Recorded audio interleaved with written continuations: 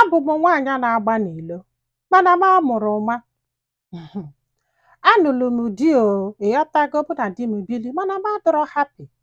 Ife m ejiri wee dọ happy bụ na ọ bụrụ ụdị ndụ mụ na enyi m nwoke na-ebi ka mụ na di m na-ebi kịta. So since afọ na mmụọlụ di m ụmụ na-anọ mana m adọrọ happy oge ọbụla ife nọ m n'isi bụ gịnị, enyi m nwoke. Ịmagolo oge ọbụla na-echeta ụdị ndụ anyị biri, ụdị love anyị showlu onwe anyị, everything about us. Na secondary school ka mụ na ya na-abọ yilo wee yise, ịmagolo onye ọbụla gabala onwe. Ọ sị bụ nne na di ya bụ totally opposite of that guy. Mana mgbe fa jebezi na fa furu onwe fa, ọ sị m ihe a na-ewutie na ya adịrọ happy, ya na-regret ihe ya ji wee nụọ nwoke, mana ya amụgo ụmụ na-anọ ọkwa, ịghọtago, na enwerozi choice.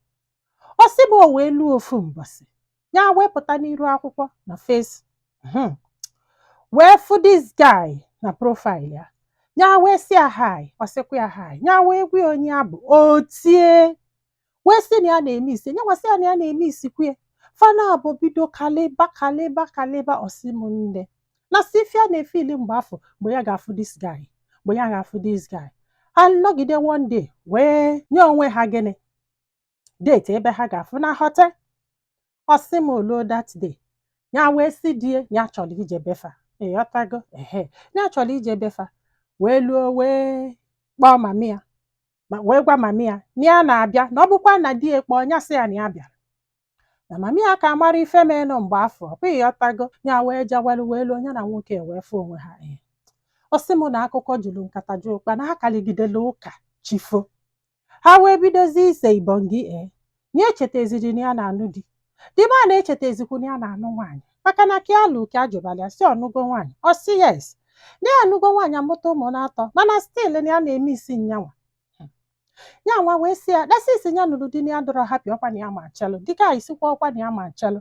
Ịmagolu fana agbagbube emeli gbusie n'ọnwa fe kwere ha njitete yọta na ahụ ha esebe ibongi sejuola onwe ha ibongi afọ, na ya nọgide edu satisfied bifo nya wee naba, ịghọta na so ya na lụọ kọlụ mami ya, kọsịalụ mami ya. Ịmagolu mami ya na-aba na-asị ya ka ekwe n'ihe ọ ga-eme, ya wesị mami ya na ya dọrọ happy, mana ka ya jesi bata n'ụdị glow, ụdị happy, ụdị ịmagolu everything kwụlọtọ chenji.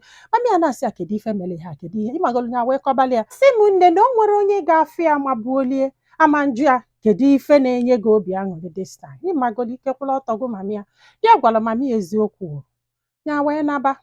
Ọ sị m ya na nwoke a wee bidozie na-eme ihe a, mgbe ọbụla ha chọrọ ịfụ ya sị ka ya jee befe na ejefọ the guy, mgbe ọbụla ya chọrọ ịfụ ya sị ka ya jee befe na ejefọ the guy. Ọ sị m nne na ya ma na ife a na-eme adọrọ mma, na ọ na-ewutie, mana ya adọrọ happy andị na onwe ya kwere njidete. Ya wee gwa the guy si ya na ha hapụ di ha, ya ka ya hapụ di ya ka ya nwa hapụ nwunye ya. The guy wee sị ya mba na ọ dị too late, ke ka ya si ya hapụ ụmụaka na-atọ ya ma mme nwunye ya nwa na onwekwu ka asị hapụ ụmụaka na-anọ, kwa ịghọtago. Ha wee decide anọ ihe ha ga na-eme. Ọ sị m nne mana na ọ na-ewutie, na ọ na-agbake ya isi, mana ị nwere ike ịkwụsị na ya tọrọ atọ, na ya mara ife a ga-eme, maka na ya jesi natanye egbube emeri bebe akwa kpọwe nwunye ya ikwue so many things.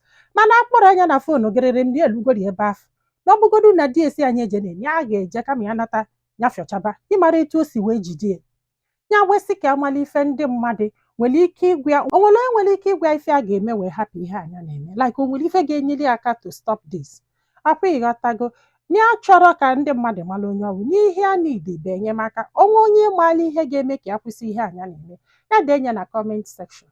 Nke a gwụrụ m ike o, because na njụli asị ya nne ịgba na ihe ị na-eme adịrọ mma, but you're still doing it. Ọ sị m yes because na enwere ike kwụsị.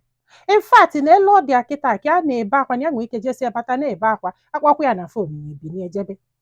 Ọ sị m nne na etu o si eme ya bụ na ya fụ this guy ya nwere ike ịkọntrol onwe ya, lọsọ this guy ya n'isi, so this guy ka a na-eche n'ife fọlị ya bụ ya were afọ ya tie mkpu ọnwụ ma ya na di ya nọlụ. In fact na emegide gị ya na di ya nọzialụ, ya ewezelu the guy na iru ya wee na ịghọtago. Ike gwụlụ nke nụnwa, amụrọ m ife m ga-ekwu amụrọ m ife m ga-ekwu nwanne m. Ọ bụ na o nwe ihe ịma ọ ga-eme wee kwụsị ha, denye na comment section ọ ma elie voice note ka nsendị alịa, maka na ndị be anyị si na so ofe ife amara ka esi eme bụ ọnwụ. Ahụ ya dago mana nke a kịta amarọ m ka esi ebie. Daalụ nụ, ka ọ dị n'ụbọchị ọzọ.